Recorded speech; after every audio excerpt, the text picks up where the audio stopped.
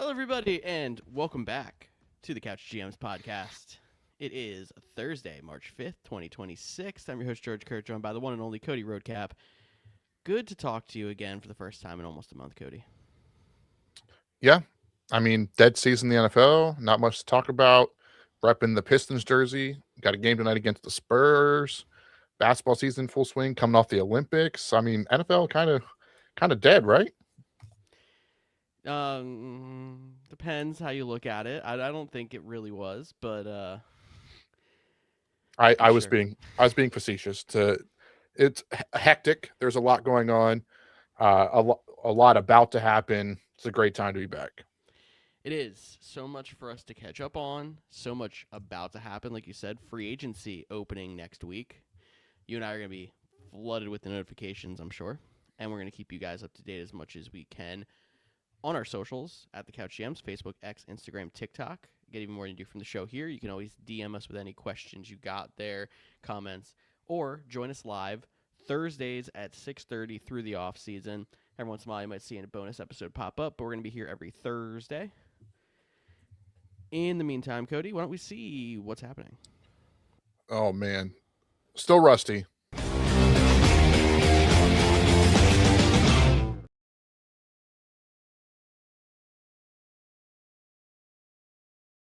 A lot of things have happened since we went off the air the week after the Super Bowl. Think you can keep up? Apparently now the tush push is okay that just Josh Allen can do it. The UFL disagrees. Tyreek Hill was released from the Dolphins. The salary cap jumped over $300 million. The NFL didn't want team report cards to come out. They did anyway, and the Steelers got roasted. The Browns are moving out of the city. The Bears could be moving to a whole nother state. The entire Eagles offensive line decided not to retire. Anthony Richardson is trying to bench himself on a new team. Atlanta is franchise tagging Kyle Pitts. Yes, it is still his year. The Cowboys re-signed Javonte and tagged Pickens. Will Max Crosby get traded after all? A.J. Brown is still a drama worthy of daytime TV. David Montgomery got traded to the Texans. The Seahawks didn't tag Ken Walker, but at least they tendered George Holani. The Giants may shop Cam Scatterbo. The Chiefs traded Trent McDuffie to the Rams, and DJ Moore got traded to the Bills. I should have known where the end was, but good job. Thanks. That is probably most of the major news that occurred while we were gone. If you want to watch that through again because you probably missed something, check out our social medias. I have that up on Facebook, Instagram, TikTok, YouTube.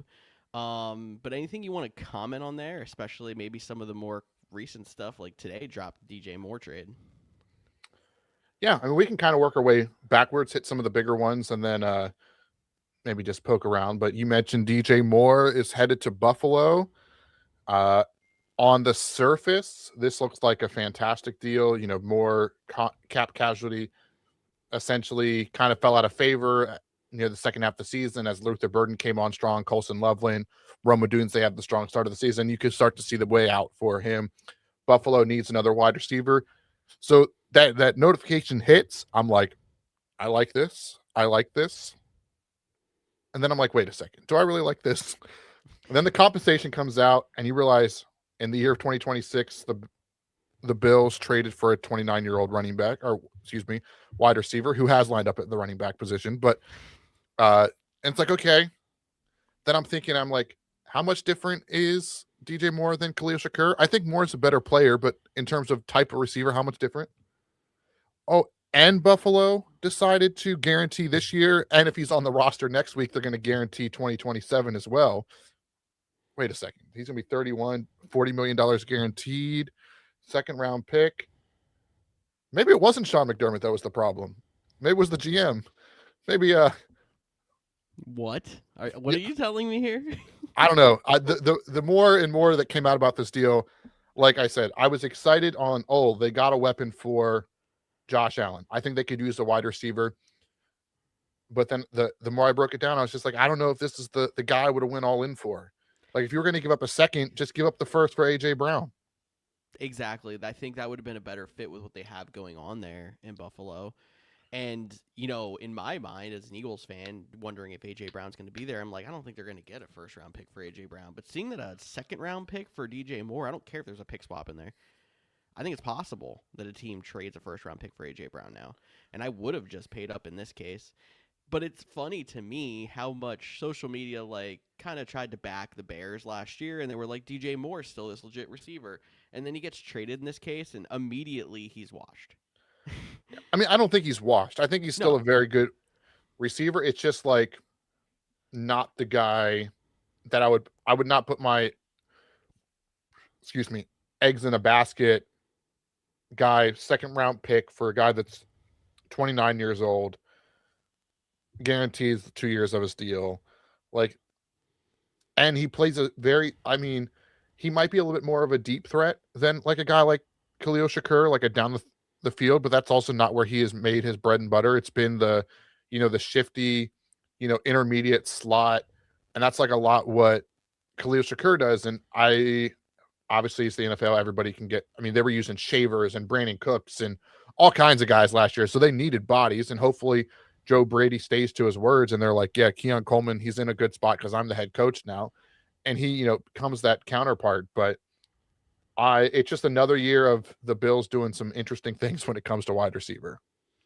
yeah, I mean the way I look at it is you could tell DJ Moore made a difference in Chicago when he went there, but it was never a major difference. Like he, to me, is like in his prime was a budget Deebo Samuel. He's more of a gadget player. He works in the slot. He's good short to intermediate. He can make a difference on the field, but he's not a wide receiver one. And I almost feel like if the Bills were going to make a move for a second round pick, it should have been for somebody who was going to make a bigger splash. And we're going to talk about free agents here in a second. And obviously the big name, George Pickens, got franchise tagged earlier this year, but he's off there.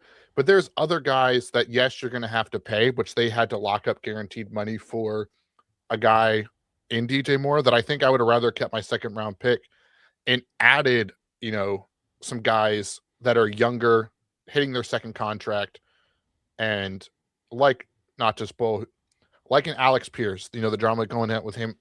He's a rising star. He's a big play threat. Someone that would make a ton of sense in Buffalo. They need better than DJ Moore. Or if they wanted, maybe the reliable hands guy that isn't Keon Coleman, but a little bit bigger body, has some downfield ability, but he's a Dobbs? field of South. Romeo Dobbs. Yeah. Like it seems like one of those guys, although you might have had to pay a little bit more, younger, would have been, something to pay attention to.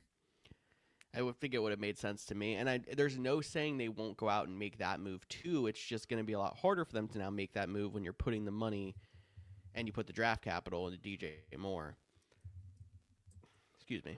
But and again, I was gonna say, I don't want this to turn into a like super anti DJ Moore thing. I think he's a very good receiver. And I think even with his bad quarterback play since he's been in, Chicago, he is still like top 10 receivers and receiving yards over that time frame.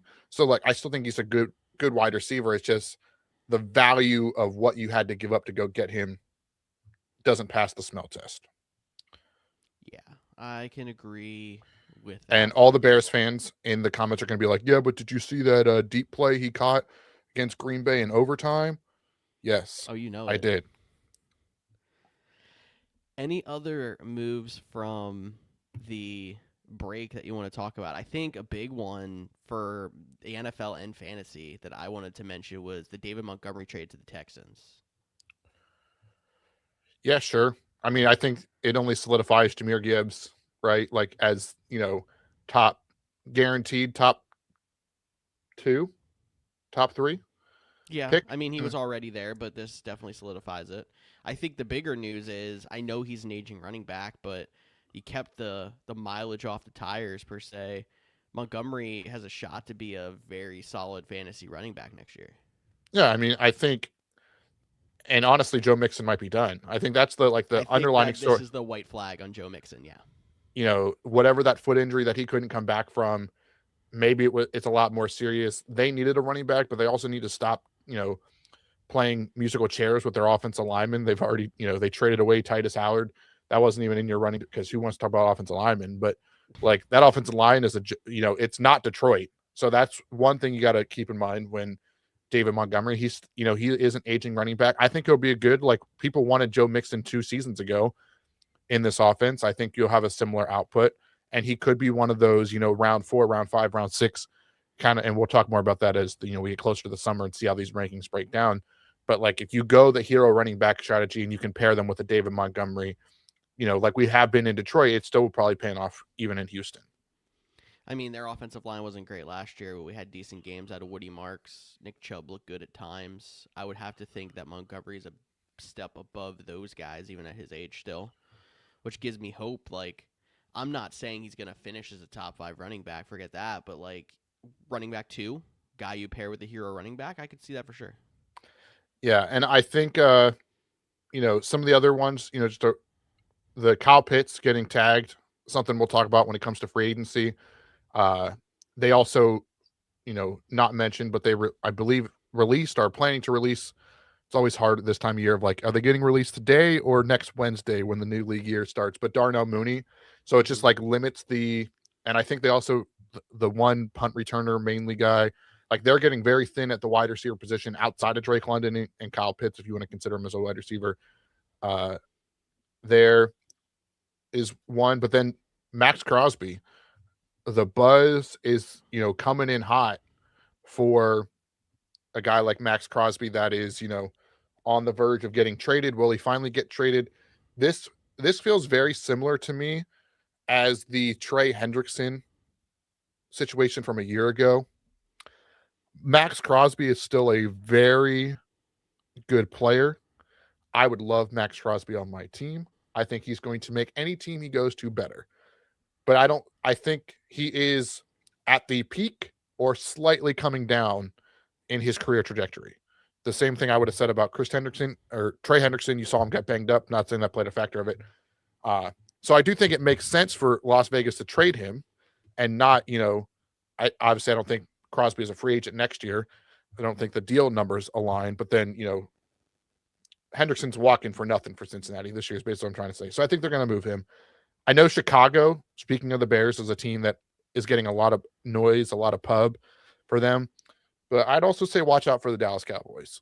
I think Dallas might, try to recapture some pass rush after they traded their ones, use some of the extra draft capital, and see how that all shakes up. It'd be funny to me if Dallas traded away Micah Parsons and then a year later trades for Max Crosby.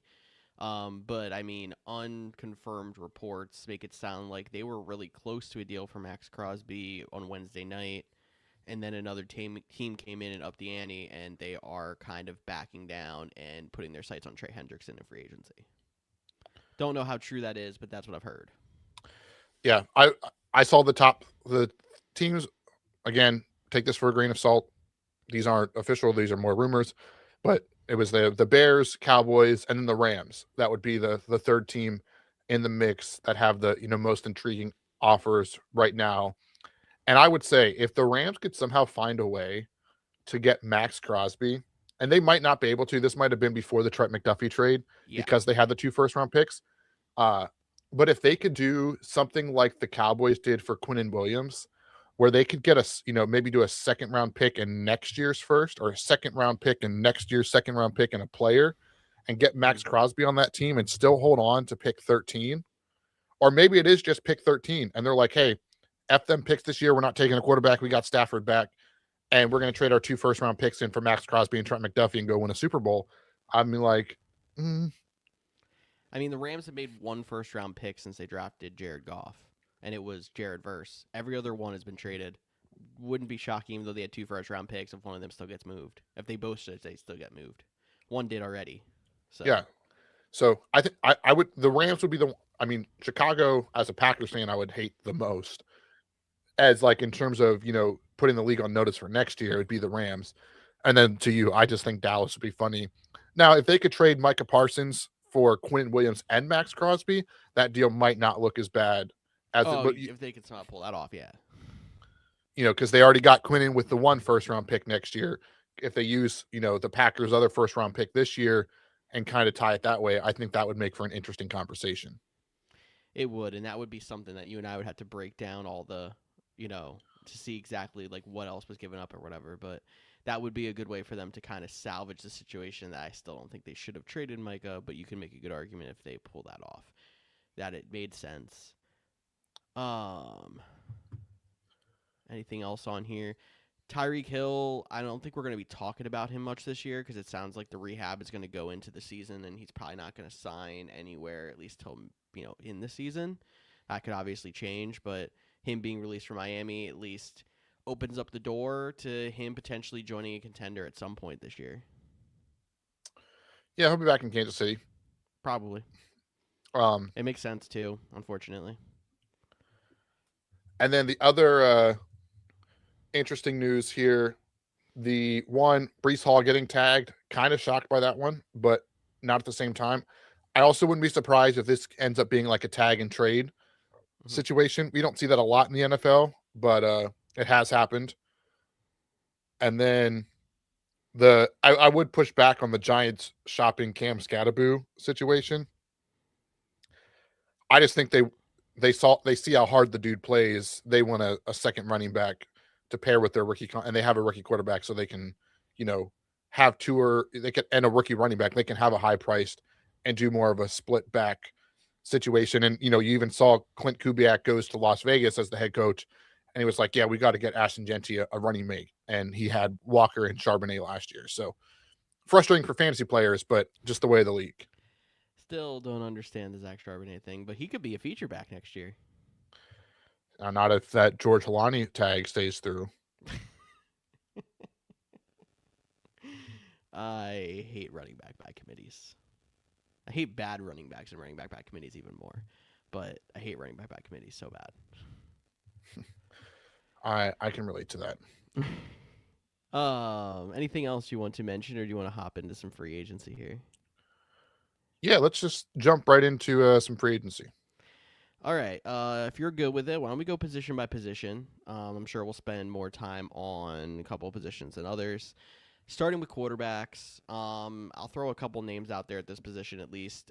Daniel Jones was originally top of the board here. He got transition tagged, so he is likely working out an extension in Indy.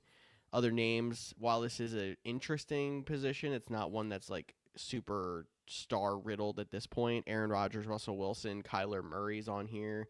Some backups like Marcus Mariota. Tua's not. Did they announce they officially are cutting him yet? I know they did with Kyler. Yeah, I think they announced it, or I don't know if the team has officially announced it, but the speculation is that he'll be cut. I mean, Kyler and Tua, obviously the most intriguing choices. I know the Jets are interested in Kyler, and we'll see if that pans out and if they pair him with a rookie from the draft. But I guess the other interesting name is always Aaron Rodgers, and it sounds like he's not ready to make a decision on his future yet, but Pittsburgh's waiting. Yeah, I mean, I don't think so. The only other name I think is going to be depending on how you view it, the surprise star, most sought after quarterback, Malik Willis, on this list. He'll probably get the most money of any of the quarterbacks on this list outside of Daniel Jones because he was transition tagged. And if you don't know what that means, basically they turned him into a restricted free agent. So another team can offer him to a deal, and then the Colts have the right to match, or he plays the 1 year on the tag number. So that's kind of how that works. Aaron Rodgers, I still think it is Pittsburgh, slightly a chance of Minnesota, I think is still in the back of his mind, just thinks the offense might be a little bit better, or bust for him. I'm still leaning that he's back in Pittsburgh for 1 more year or retired. I think those are the two options. Something tells me that Aaron Rodgers isn't going to just retire. And it's interesting because, I mean, you can argue what better option does Pittsburgh have? And then you can also argue why does Pittsburgh want a better option? Oh, hi, Nova. So, because you got to think when they made the coaching change and everything else, are they debating going through the rebuild and going out there and putting out 42-now-year-old Aaron Rodgers? Does that make sense?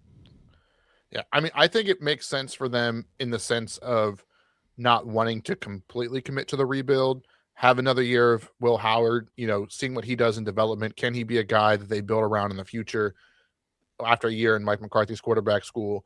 Or because I don't know what honestly, I feel like it's Rodgers or Howard. I don't think they're going to be involved in they're not going to pivot to Tua if Rodgers says no.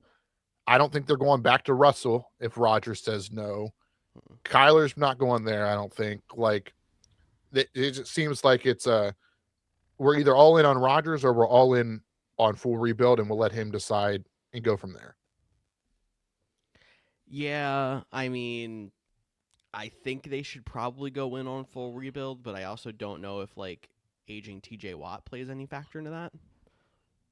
I think this team, they definitely have some holes, they have some caveats, but their offense was very underwhelming last year. Some of that could have been the aging quarterback. I would argue their weapons outside of DK Metcalf were, subpar as well. When your second best receiver is a receiving back they got off of free agency on a 1-year contract, that's pretty bad. Exactly. So I think, that's kind of where we're at with them. But if you look at the other, I don't think they're going to do the only other team they could do is they go for the other 40-year-old and let Joe Flacco have the AFC North, every team. I want it for that, but not for any other reason. No. But like I said, I think the two names to watch are going to be Kyler Murray and Malik Willis. And Willis, I think it's 1-2. It's a 2-team race. Some other teams might get involved, but I think it is a race between Miami and Arizona. Those would be the two teams I would think would be interested in his services. And then Kyler, the team that I'm paying the most attention to for him is the Minnesota Vikings. Because he was cut and he has $30-some million guaranteed, he can basically take the league minimum from Minnesota, still get his $38 million from Arizona are going to get paid out, and have a 1-year deal back in Minnesota with Kevin O'Connell, try to rebuild his career a la Sam Darnold, have Justin Jefferson, a top weapon, and they're very over the cap. They have to make a lot of cuts. So that would be the most interesting name. And I think that makes more sense for Kyler than going to no matter how much money they throw at him, the New York Jets. That's true. You have to think, I don't know what their cap situation's like in future years, but if he can go there, lead them to the playoffs, is there a chance that he can then turn that into a long-term extension? The Vikings maybe, making right what they didn't do with Sam Darnold. And if they get a reclamation project that works out, they do actually sign that contract the next time. I think it makes sense for their cap, hearing that they could sign him for essentially veteran minimum. And I do think he's an intriguing fit because that team, as bad as we were saying they were last year, were still over 500. And they were on, 3 different quarterbacks at points last year? Yeah, I mean, they had 9. They had Carson Wentz. They had the undrafted dude that Bosmer that fell apart in Seattle. Yep. So, yeah, I think it's interesting. They didn't finish last in the division. No, they didn't. It was the Lions. Yeah, wildly enough. Lions are going to have a last place schedule next year. That's kind of scary, actually. But we have the NFC South as one of the last place teams. So everybody's a last place team for that. So that's one of those things where it doesn't work in your favor. You're not getting the last place schedule of the NFC West, right? Where you get to play the Cardinals while everyone else is playing the Rams, Seahawks, and 49ers. So fair. That's where the But no, I think Kyler has become one of the most fascinating names because does he take the league minimum? Mm-hmm. Or does he, want more money, more guarantees long term? I think that's going to be the fascinating situation to play out over the next couple of weeks. And I guess it is important to remind people, while the league year starts on Wednesday, the legal tampering period, the oxymoron that is, starts at 12, I believe, on Monday noon Eastern time. So by 12:01, Schefter or Rappaport will have a tweet out that somebody signed somewhere. So because definitely there's a world where people can make a deal in 1 minute. Yes. For multiple $1 million. Yes. So it's always interesting. Free agency starts Wednesday, but it really starts Monday. Yeah, it exactly. And people definitely are already talking, and we just can't hear it. That's what the combine's for. That's what the combine. Yeah, and yeah, I don't know. The combine running backs. Oh, go ahead. Yeah, I was gonna say the combine is an NFL networking conference event masked by people working out.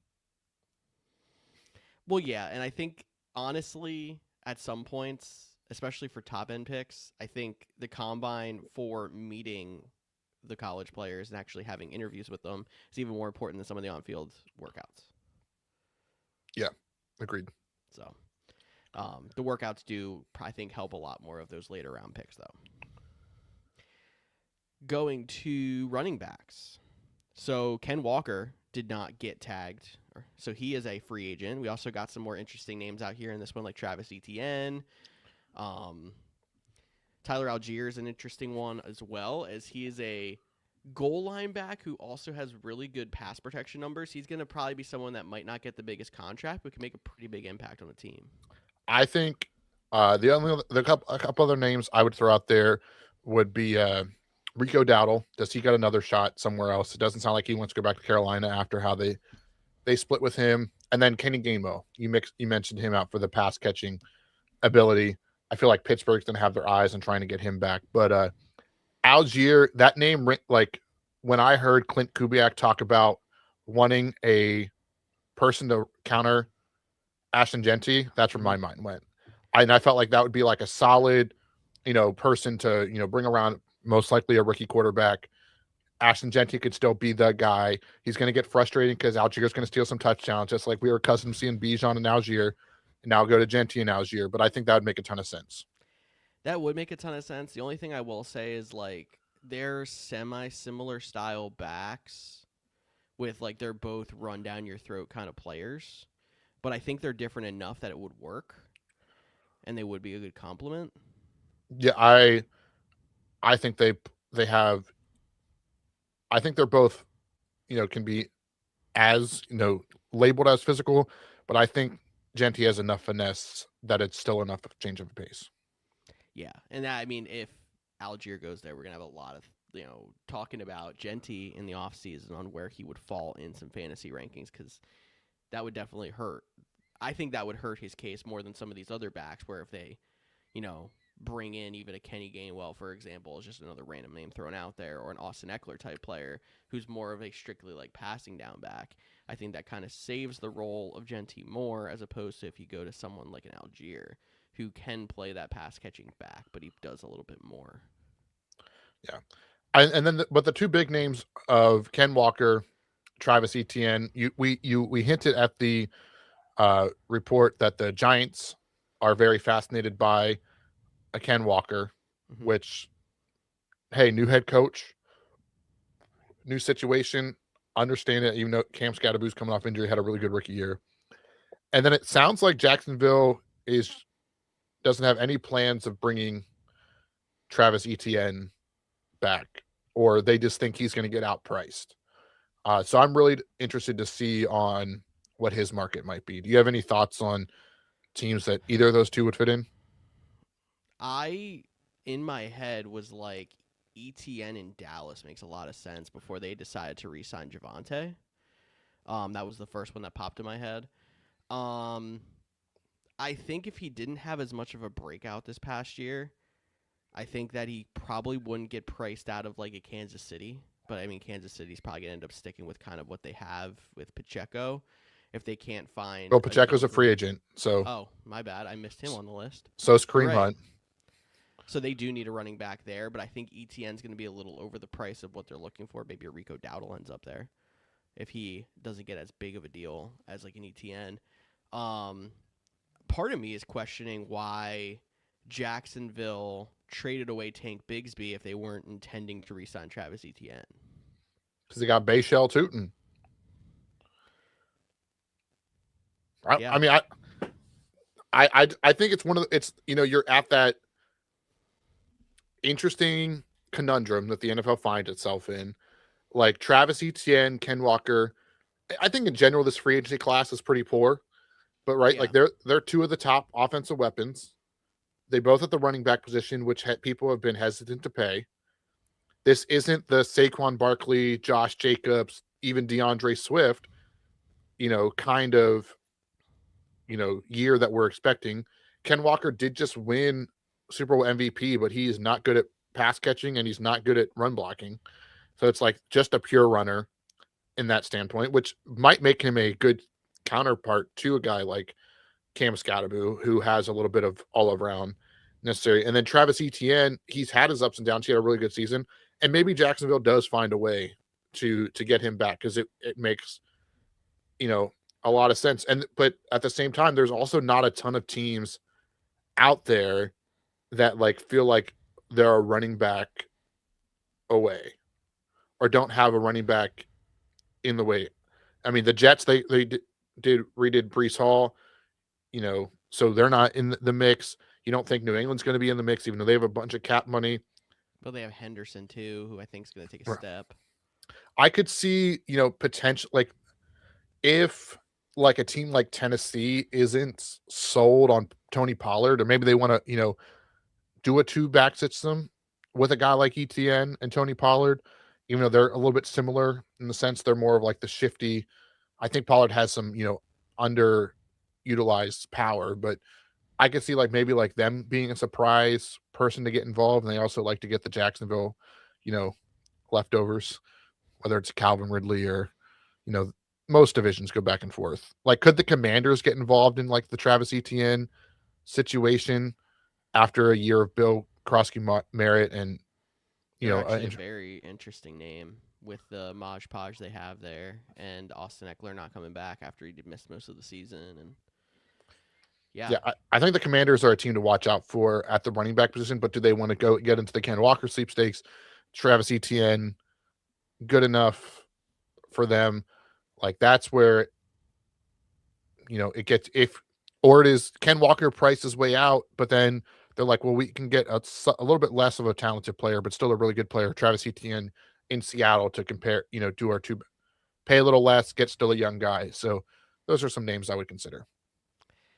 Yeah, I think that's a pretty good list of names there. There's a couple other guys who I think have a chance to be like good running back twos or bridge guys for rookies. Like if J.K. Dobbins does that again, Brian Robinson, he backed up CMC last year. I mean, maybe Sanford brings him back or brings someone else back in cheap to play insurance policy for CMC again. Yeah, I mean, I think Minnesota's another name to like watch for the running back because they did cut Aaron Jones. So they just have Jordan Mason. But like I mentioned, they are so over the cap. Like they are cutting people left and right. They're going to get there. I mean, every team does. And I just don't know if running back is going to be their top priority. I did think of the one team that I think we're missing that may be a running back away, and that is Denver. If they're not, obviously Dobbins is a free agent, so they're missing a running back there, and Harvey didn't do the most. Showed it, but you like that's one of those things. Is like the pride of where you picked him get in the way of that situation. Yeah, do you give up that fast per se to get an ETN or a Ken Walker, or would you just? And that's the other thing. There's a couple decent running backs. Obviously, Jeremiah Love's the big name, but there's a couple other decent running backs in the draft as well, and that seems to be a position that you can hit on easier than some others. Fair statement. It feels like to me this year, top end guys, not a lot of places for them to go, and then a lot of names. Yeah, I would agree. I think the more and more I think this is not going to be this is not a great year for the running back situation, especially like I thought Brees Hall was going to be the difference guy. Like I thought he was going to be the one that garnered the most attention. A 3-down guy needs to get out of the Jets, and then they franchise. Like that's why I said I still think there's a good chance he's tagged and traded over anything else. Yeah, I think that's a good way to wrap up running backs, unless you have anything else to add. No, I mean, Ken Walker in Kansas City would be fun. I mean, no one would like to see it, but it would be fun. It'd be fun. Hey, true. I mean, him and then bring back Tyreek Hill partway through the year. So, wide receivers, speaking of them, George Pickens off the market, at least in the free agency bin because he was tagged, but some other guys out here on the list.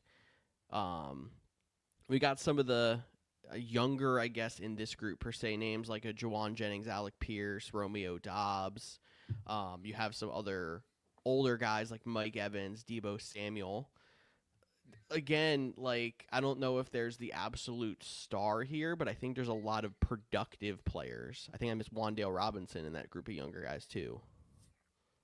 yeah, I think like Mike Evans just feels like he's going back to Tampa Bay. Maybe he does something that surprises everybody, goes and plays with Drake May or something for a year up in New England. I think New England's going to be a team that's involved here.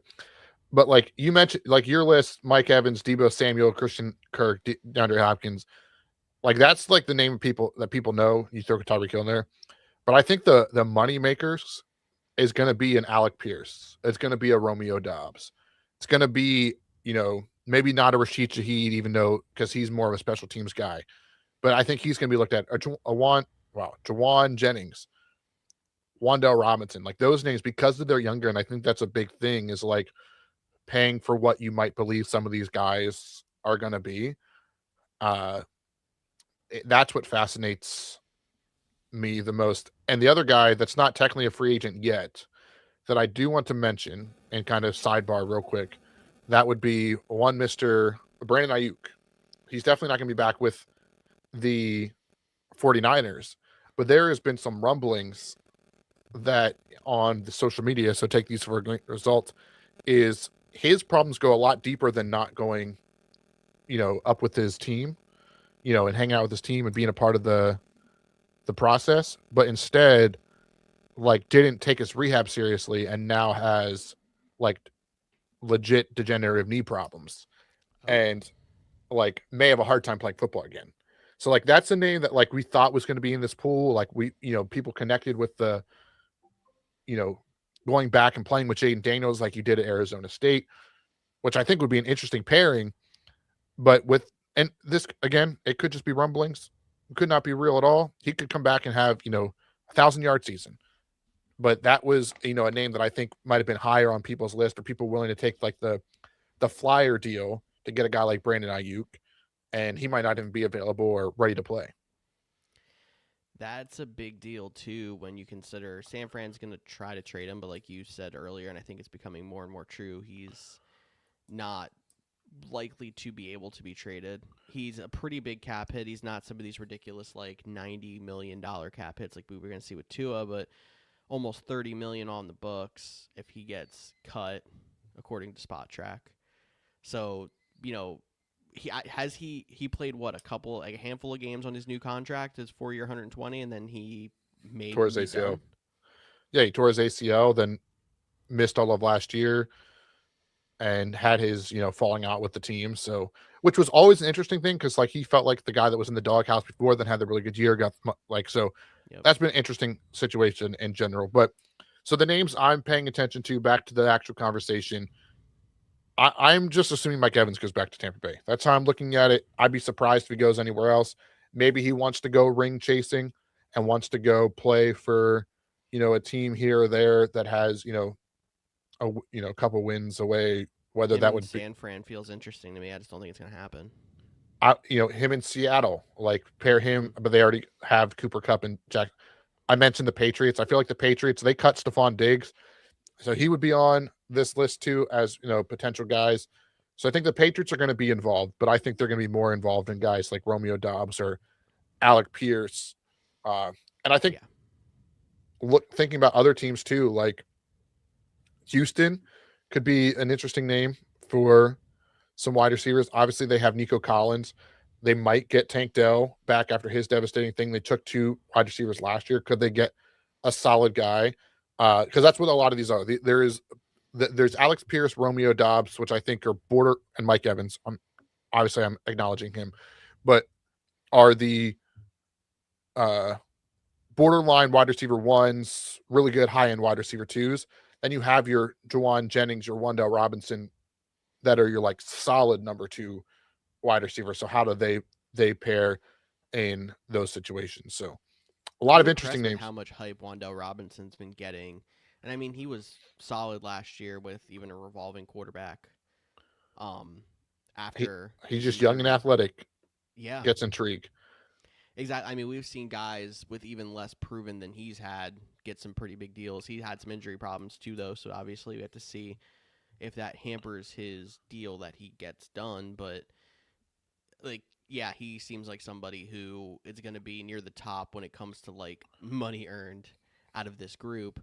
But I do think there's other guys who have a chance to be more impactful. And I don't know, like guys like Juwan Jennings, who's just... He's not the youngest, and he's not the most exciting, but he's always produced. So I'm interested to see if San Fran tries to keep him in-house or if he goes somewhere and is a solid wide receiver too. Yeah.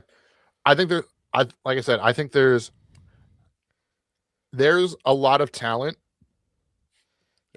but I don't think there's a single player in this whole free agency class that, like, I feel like if they're the prize possession, maybe like a Tyler Linderbaum on the offensive line, which we're not going to talk about because that doesn't really impact fantasy too much.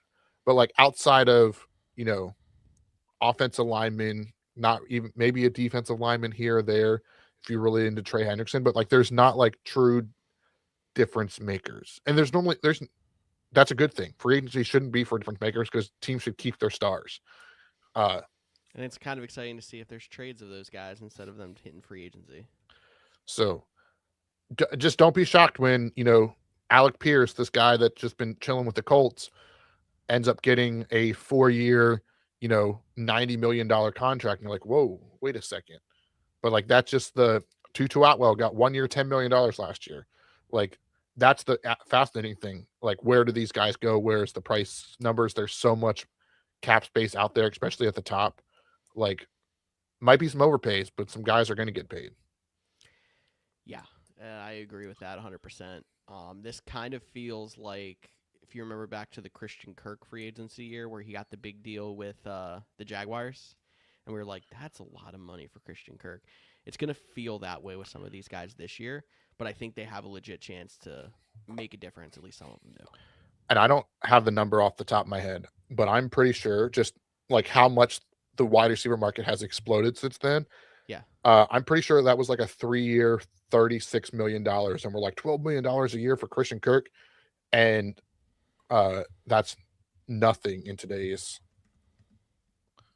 I'm sorry, it was 4 years, 72. So I was definitely way off on the. I thought it was almost 20 a year. So that's just short of 20 a year? 18? Yeah. Yeah, it was 18, but only a $20 million signing bonus. And that's another good disclaimer. When you see these big, massive numbers comes out, pay attention to what the signing bonus is because that's what's guaranteed. Fair. So if somebody gets a 5-year, $200 million contract for $25 million guaranteed, they only got $25 million of that whole $200 guaranteed. So yeah, obviously sometimes the first year's salary can be guaranteed and stuff like that in terms of cap manipulation, but that's the number to pay attention to. Good disclaimer there, Cody. Any other wide receivers you want to talk about? Nah, we can talk more about them when we see where they go. Agreed. Now moving on to tight ends. And this is honestly an interesting group of guys at tight end. Headlined by Travis Kelce. Is he going to go into retirement? Is he going to come out? I don't think there's any question if he plays. He's playing for Kansas City. Can we end there? That's good? Yep. The rest of the group, interesting guys. David Njoku, who's shown plenty of flashes, has played on a bad Browns team his whole career. Isaiah Likely has played behind Mark Andrews his whole career. Maybe he's not the best like inline tight end, but he has receiving ability. Dallas Goedert's out here who scored double-digit touchdowns last year. And then there's even some other guys that could be difference makers. Tyler Higbee, Chigon Okonkwo, Cade Otton, etc. Yeah. I think it's, again, there's the Dallas Goedert, I think, is going to be, maybe Isaiah Likely will be the creme de la creme, so to speak, of the class. the top two guys.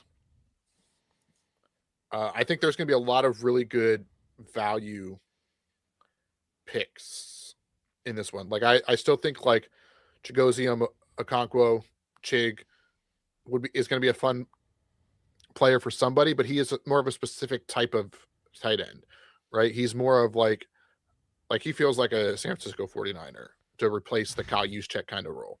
That'd be interesting. Where like I think Goddard is kind of like they can do a little bit of everything. Isaiah Likely, you mentioned the receiving talent, except when he has to get one big toe in the back of the end zone. Or reach for a goal line. He is Mr. What If. So, and then you have, obviously Darren Waller. He's a free agent if he's going to keep playing. So some interesting names there. I don't have a ton of like, I think this team would really benefit from any of these guys. Like, I think there's some teams that would make sense. But again, at the tight end position, there feels to be like a lot already in place, or they're going to go to a team that is just bad. And do they want to go there? There's a couple of good teams I'm keeping an eye on for tight ends. One of them is Philly because they do not have a tight end under contract next year. So there's a chance that you have Isaiah Likely, even return of Dallas Goedert, David Njoku, etc. go there. And they use the tight end in that offense, and they could be a pretty big weapon. And then the other one I'm watching is the Rams because we saw when he was healthy what a difference maker Tyler Higbee was. Are they going to put the money into the tight end position? Are they going to have one of their younger guys that they were mixing in without Higbee, see if they step up? But I think seeing those guys there, even though they were getting involved, and then seeing the difference that it made when Higbee was in the lineup, makes me think they might want to add one of these tight ends to the mix. Yeah, I think they're going to be okay. I mean, they could probably bring Higbee back. He is a free agent, but a lower end guy. They could bring him back if they wanted. I think they like Ferguson, the guy they took last year in the draft, and maybe they do upgrade. I just think that there might be some other positions on that team that need upgrading that they might not want to put the resources into tight end. The offensive line. They already started with the cornerback group in Trent McDuffie, but can they add to the defense or another corner? Those situations. I like the Eagles. I do know it sounds like Dallas Goedert is on his way out. So I don't know. That kind of feels like we'll let Dallas Goedert go. We'll save $4 million a year, $6 million a year, whatever it ends up being, and getting like a David Njoku and calling it good to go, or maybe even go even cheaper with like a Cade Otton, right? Like that's kind of how I feel like Howie Roseman's gonna. Cade Otton as a red zone threat in Philly might be an interesting because they're a run first team in general, but a run first team in the red zone, and I don't think AJ Brown ever really like became a red zone threat for them. So I'm interested if they could bring in somebody that can do even a little bit more than just like the swing passes and whatever in the red zone that Goddard was doing last year. Yeah, I think some other like maybe surprise names to pay attention to. One would be Green Bay. I don't think it's for the top guys. Maybe I'm depending on what the market gets into, because they're gonna have to pay Tucker Kraft, and they're not gonna like move on from him. But he is coming off of an injury, so like could they go into this market looking for like a one of those lower end guys, David Njoku or something like that, to like kind of be a bridge for letting Tucker like slow back into this before they give him the contract extension. And then it also sounds like there might be some rumblings of potentially the Lions trading this year and or moving on from Sam Laporta next year. Could they potentially bring in a tight end to go with 2 tight end sets and then have their guy for the future? I don't know if I like that one as much, but since there has been some buzz about potential trade for Sam Laporta, maybe they replace him with one of these guys. Very possible. I think this group, like the receivers, like maybe there's no like, oh my gosh, big boom name, unless you want to consider Kelsey that name, but at 37 years old, a little bit different. I mean, you could throw there's a lot of guys who I think if they end up in the right situation could be very, very impactful players. Yeah, just not on a week-to-week basis, and that's why no one likes playing with tight ends in fantasy football. However, I would say if Travis Kelce if he decides to hang it up, right? Yeah. I would be intrigued if that puts Kansas City in a Dallas Goedert, Isaiah Likely market. They already had their cap allocated to paying the tight end, so it wouldn't like be something that's out of the realm of possibility. And they have Rashee Rice has more questions around him. Patrick Mahomes is coming off of the ACL injury. He's hoping to play week 1, but it might be, start the season on PUP. There's a Xavier lot Worthy. of guys that catch the ball. Yeah, Xavier Worthy is the big name, but there's not a ton of reliability. So I could see them, like, if Travis does retire, going to a guy like Dallas Goedert. That would be something I would absolutely hate, but I could see being a great fit. Yeah, like Goddard, likely, and Njoku, that group for Kansas City, if they don't get Travis Kelce back, feels like a possibility. I'm also interested to see, though, we're coming up pretty quickly on the tampering period. We don't have an answer for Travis Kelce yet. Does that take him out of the market for the big guys if they're waiting on that? Or does Kelce make an announcement soon? Yeah, it's always interesting. It always sounds like obviously Travis Kelce has earned his right to, take his time with the decision. And I think if he does want to come back and play, he'll work with the Chiefs to, do a contract that works for them. So even if they want to go get a tight end, I don't think his decision limits it, per se. Like, I think they're more active if they know for sure. Yeah. But like, even if they don't, like, signing Goddard to a 4-year deal and still having Kelce next year, like, for one more doesn't hurt them. I mean, 2 tight ends in their 30s isn't as big of a, you don't love that as much as some other guys, but all right, put Isaiah Likely. I'm just saying, like, having the tight end secured for the next 3 seasons, and then letting Travis Kelce decide on top of that, that's just the cherry on top, so to speak. Yeah, no, I mean that makes sense with their shaky wide receiver room, and if they bring somebody in, maybe, but they need somebody to catch the ball from Mahomes that hasn't been able to be done the last few years. Yeah. Goddard being in his 30s might, he might go for a lot cheaper. Like, it might be one of those deals be like, really, the Eagles didn't bring him back for that kind of situation is the impact that he did. But since he is in his 30s, that was a good thing to point out. Yeah, I mean, 31 years old doesn't feel like it, honestly. All right, that's basically the offensive position players. Anybody, either offensive line or defense, you want to kind of throw out there? A couple of big names, but again, like blue chip players, kind of hard to find in this class. Yeah, so a couple names I'll just throw out there. Obviously, the most sought after free agent is going to be the center Tyler Linderbaum. Yep. He's probably the best player still available. However, because he's a center, his number won't be that high. Offensive line, the tackles only get the money. I'd pay attention to Rasheed Walker. It sounds like he is going to, be getting a ton of money from somebody, whether that is a team like New England who said they have their left tackle. Maybe they don't. Maybe they want somewhere else.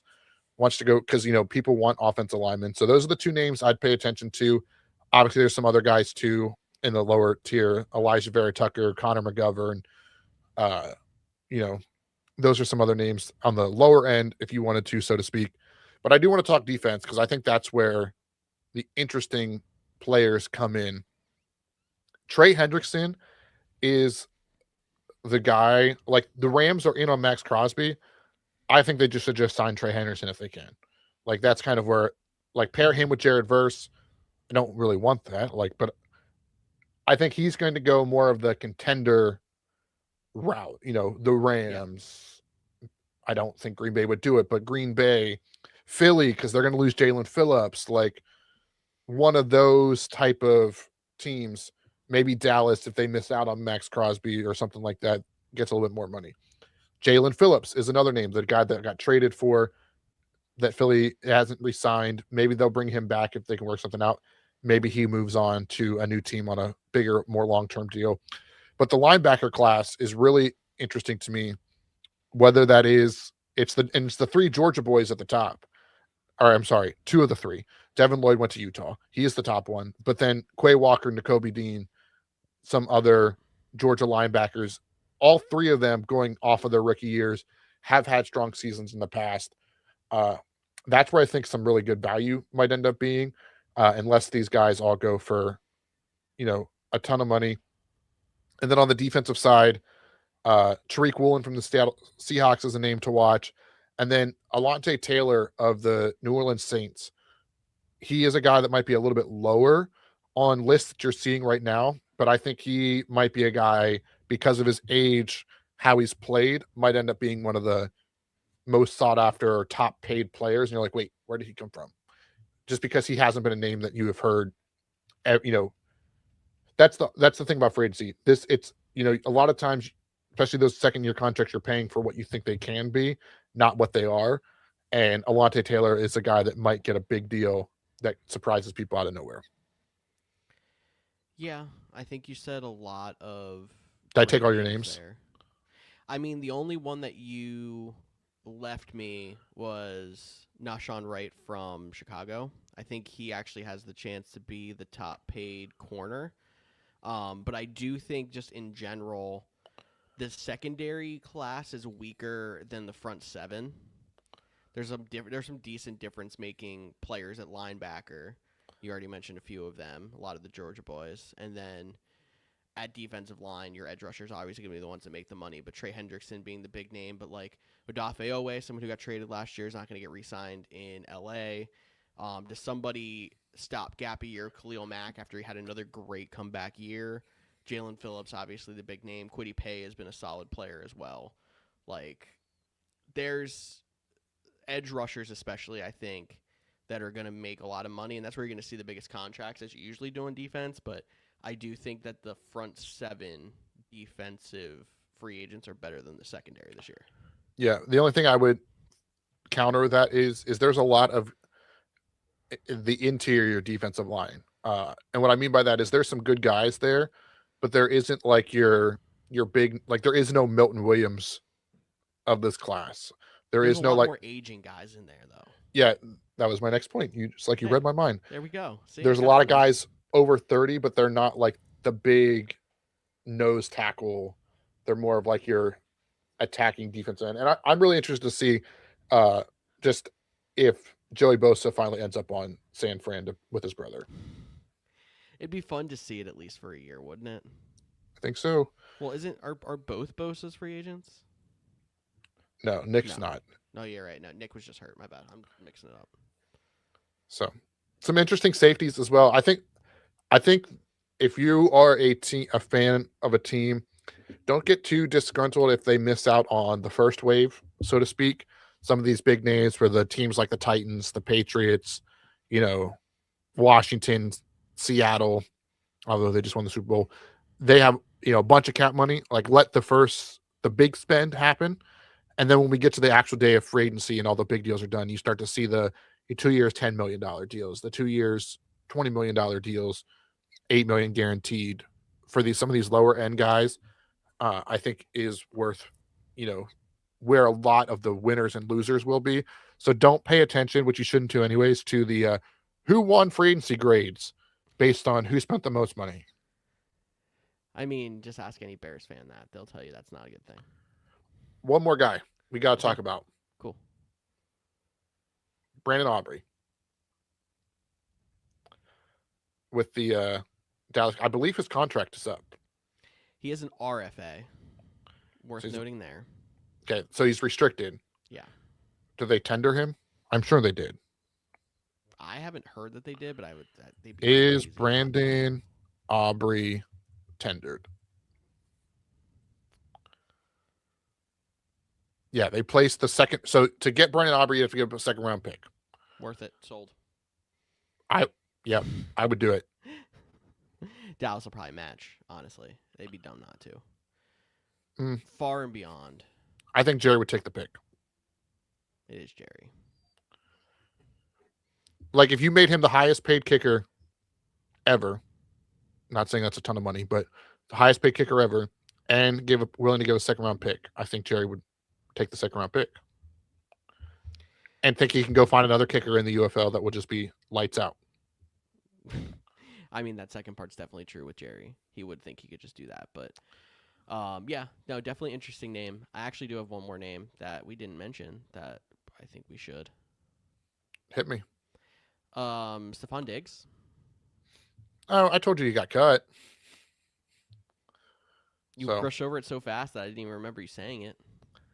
yeah, when I said that they were going to, talking about them might being the Patriots in on Mike Evans and Romeo Dobbs and Alec Pierce, stuff like that, because they moved on from Stephon Diggs. Yeah, I mean, he doesn't move the needle. He's another interesting name. He feels like he has Baltimore written all over him because aging receiver that probably won't produce. Wow, Baltimore. That's funny. What, DeAndre Hopkins, Odell Beckham Jr. Maybe he'll make his reunion to Buffalo so he can still stand out and watch the confetti fall for another team. I love a good ribbing of Stephon Diggs, but that's rough. Maybe he'll go to Minnesota, where the miracle happened. Be like Adam Thielen, force himself back to Minnesota just to get cut and go somewhere else. Adam Thielen was a very instrumental part of that horrible playoff Steelers team. Yeah. And I do think there will be some more names that we didn't talk about that take place over the next couple of days as teams make their cut, because they do have to be cap compliant by the first day of the league year, which is next Wednesday. So you'll see, and you might even see some people agree to deals on Monday and then cut someone later as they try to work out their books. And then the one last thing, which is the super nerdy thing, which is why I waited till over an hour to bring it up, was the comp pick formula, because I do think that plays a factor into it. And while we don't know the exact figuration of how they come up with this, basically, if you lose a free agent, you're eligible for a comp pick depending on the value of his contract. If you sign one, they cancel each other out. But that does not go to people that have been cut. So teams like Green Bay, Philadelphia, these teams that, that are aging, but they're still in their windows, they might be more in the cut free agent market than the true, their contract is just up free agent market. And each team's allowed to have 4. So we'll see how that plays into a factor. Yeah. I mean, you're kind of at the mercy of what some of your guys you lose get contract-wise, if I'm not mistaken. But you can still usually get a good idea of if you're going to get any comp picks and how many. Yeah, I mean, it's not apples to apples, so to speak. So, let's use the Ravens, for example. They lose Tyler Linderbaum. He becomes the highest paid center. And then they sign a free agent. That's 1 year, $8 million, right? I don't think that just null and voids them. I could be wrong, but I don't think that null and voids them from the comp pick formula. However, if they didn't sign that guy, they're probably getting a 3rd round pick. With that guy, they might get a 6th round pick or a 7th round pick. Yeah. And I think you have to wait 2 weeks until the comp pick formula is no longer into the consideration, so that those lower end free agents don't play a factor as well. Did not know that as a detail. So thank you, Cody. Appreciate that. Yeah, it might be a little bit longer, but there is a point where anyone signed after this date does not impact the comp pick formula. So many things in the rule book that I still don't quite understand. And I think that's more of just to intrigue some teams to sign some of the lower tier guys and not cancel. Yeah, that makes sense. Because if it is apples for apples, why would you sign a guy for 1 year, $8 million, unless you really wanted him to lose out on a potential 3rd round pick, so to speak? You'd be more inclined to just go after the bigger name guy anyway. Yeah. So unless your cap situation does not allow it. So we'll see. And this is where cap manipulation is at its finest. It is a real thing. It is not a myth, but it sure acts like it sometimes. And we're going to see if any of the tools get taken out of the tool chest if they decide to get rid of void years, as they keep talking about how they're going to adjust it. So, anything else you got? No. I mean, free agency felt like a whirlwind when I was trying to prepare. I hope that we gave some good insight here, but looking forward to reacting to it next week. That's right. That's the fun stuff. For sure, because we are back weekly Thursdays, 6:30 p.m. Eastern on Facebook, Twitch, and YouTube. Make sure you jump in. We'll try to keep you up to date on social media with some of the big transactions that happen between now and then. But make sure you're following us there. I'm Cody Roadcap. That's George Kurth. We'll talk to you all next week.